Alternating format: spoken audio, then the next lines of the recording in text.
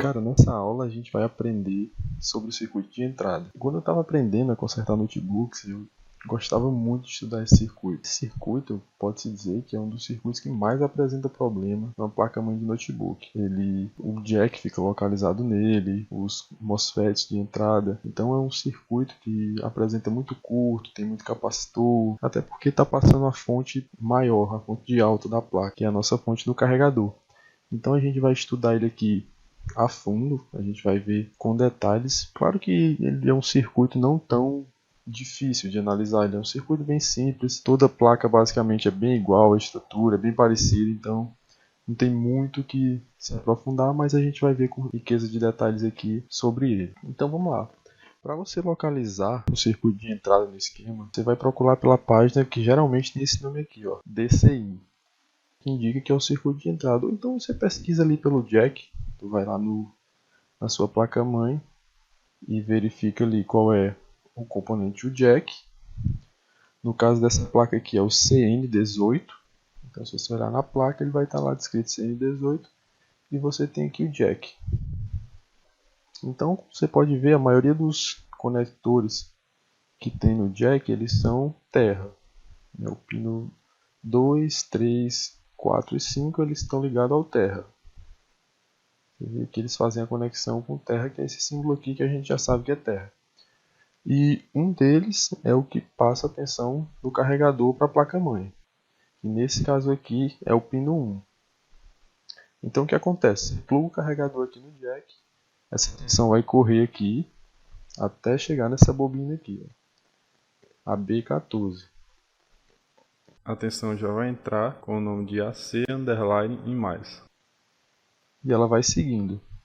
Você vê que todos esses componentes aqui que tem na entrada,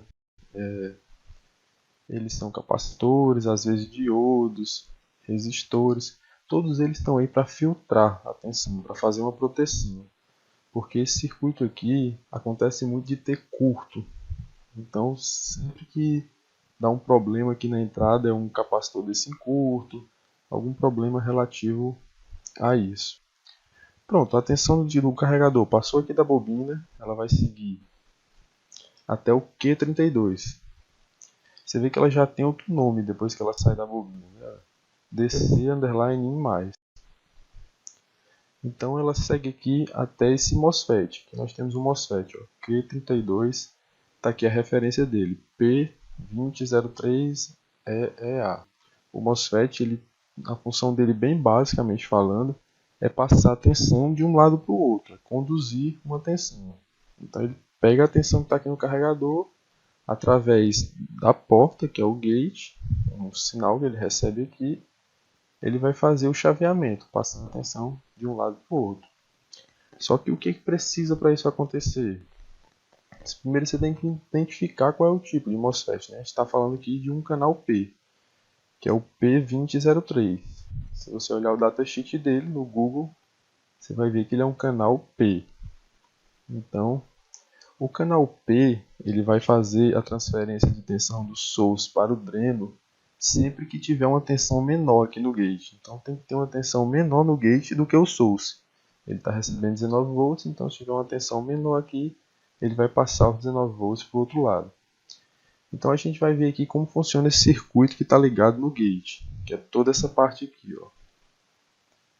Diminuir um pouco para a gente ver. Toda essa parte aqui.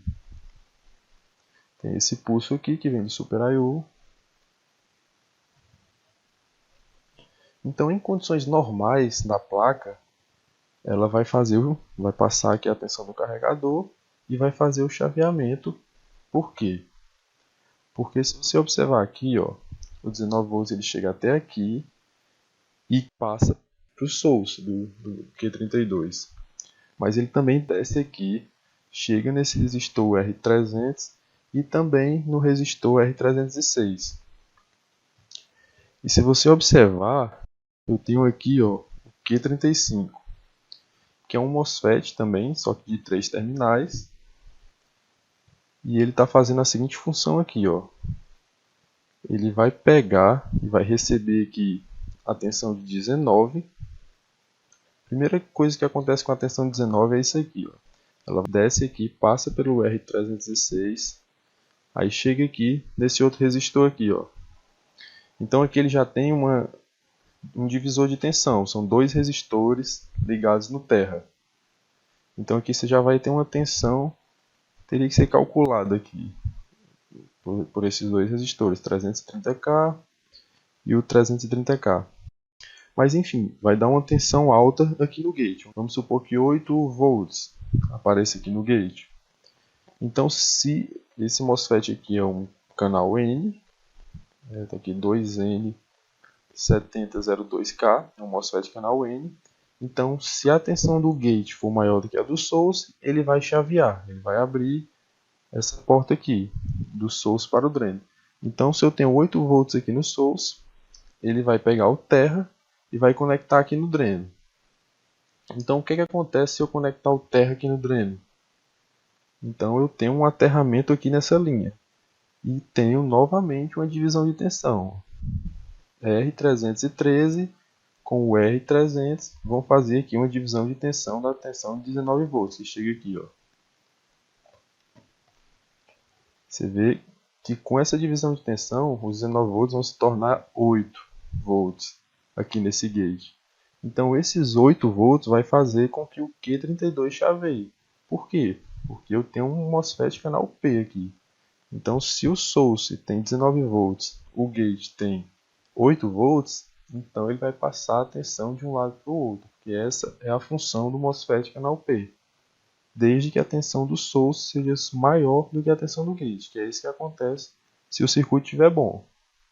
Então, numa situação hipotética, por exemplo, a tensão do carregador chegou aqui e tentou passar para frente, mas lá na frente ela encontra algum problema, algum curto, alguma fonte ruim, então o que é que o Super I/O ele vai fazer? Ele vai enviar esse sinal aqui, ó, que é um sinal do circuito de proteção, Safety Protect. Ele está protegendo a placa de acontecer algum problema mais na frente, sendo que tem um curto, algum defeito em alguma fonte, que vai ter que ser analisado. Então esse projeto aqui tem essa proteção. Ele vai enviar aqui 3 volts nesse pulso aqui. E esses 3 volts, que até então não existia, porque a placa não tinha armado essa proteção, ele vai nascer aqui no gate. Então, como já foi explicado, se eu tenho um MOSFET canal N aqui, e o gate está maior do que o source, porque o source aqui é terra, então ele vai fazer o chaveamento. Ele vai aterrar aqui o dreno e vai passar esse aterramento para aqui para o gate.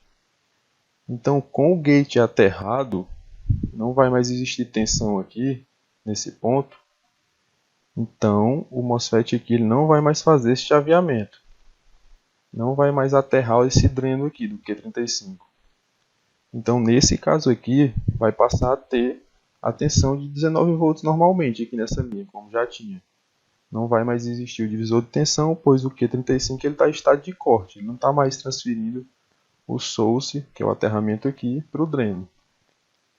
Então, quando o gate entra com os 19 volts da linha aqui, ele entra também em estado de corte. Então, se eu tenho 19 volts no source e 19 volts no gate, o MOSFET canal P ele não vai chavear, ele não vai passar a tensão daqui do source para o dreno. Então, aqui acontece muito de chegar um notebook e uma placa dessa forma, né? O MOSFET de entrada ele não está chaveando. O técnico pensa logo que o problema vai estar no MOSFET de entrada. Faz a troca e permanece o mesmo defeito. O notebook não volta a funcionar, a placa não volta a passar a tensão de 19 volts. Então você tem que analisar todo o circuito aqui que envolve esse circuito de entrada.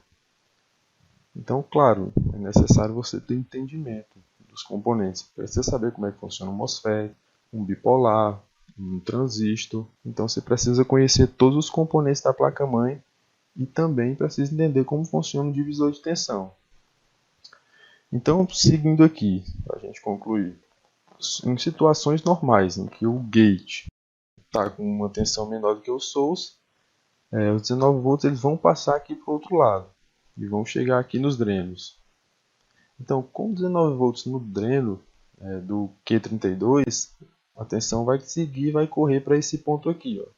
Chegando aqui, ela vai deixar de se chamar DC underline mais e vai passar a se chamar DC underline in underline B. Já muda o nome aqui. E vai chegar nesse resistor, o R262. Passou desse resistor, ele já vai ter outro nome. Vai se chamar DC underline in. E aqui você pode ver que são pontos de tensão. Ó. Esse ponto aqui vai para algum outro lugar da placa.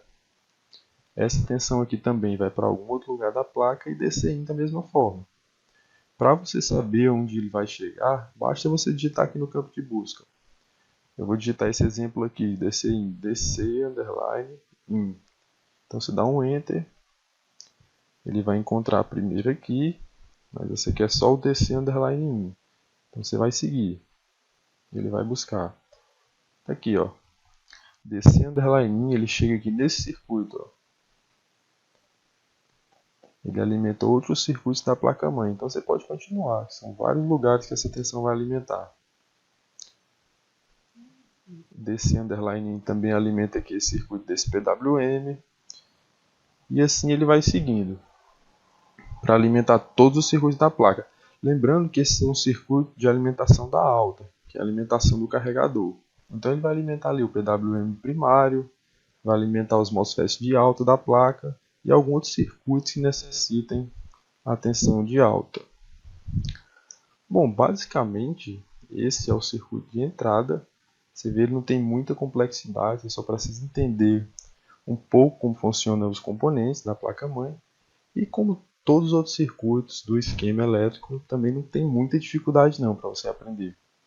Você pode prestar atenção que você entendendo os componentes, entendendo como funciona a arquitetura do esquema elétrico, você consegue analisar aí qualquer defeito, qualquer circuito de forma bem rápida.